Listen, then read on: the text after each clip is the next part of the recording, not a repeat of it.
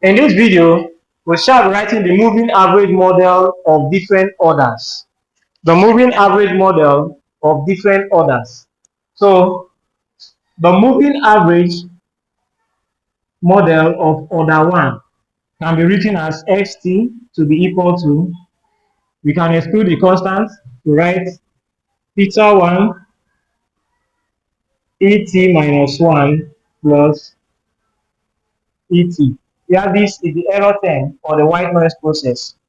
The moving average order 2 can be written as xt, which is our time series parameter, theta 1 et minus 1 plus theta 2 et minus 2 plus the error term. The moving average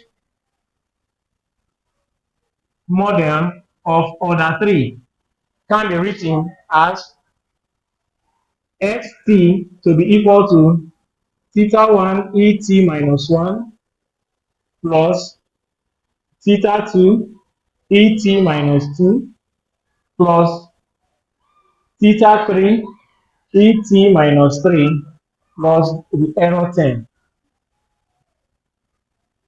In the same vein, if you have the moving average of order 4, can be written as xt to be theta 1 et minus 1 plus theta 2 et minus 2 plus theta 3 et minus 3 plus theta 4 et minus 4 plus the error term or the white noise process. So this is how it can be computed.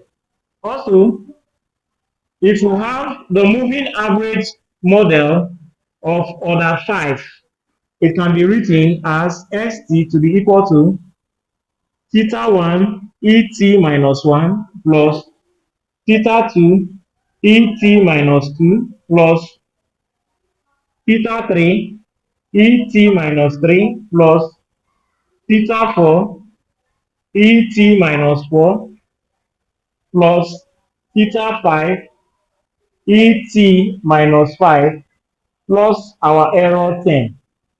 So this is how we can compute the moving average model of different orders.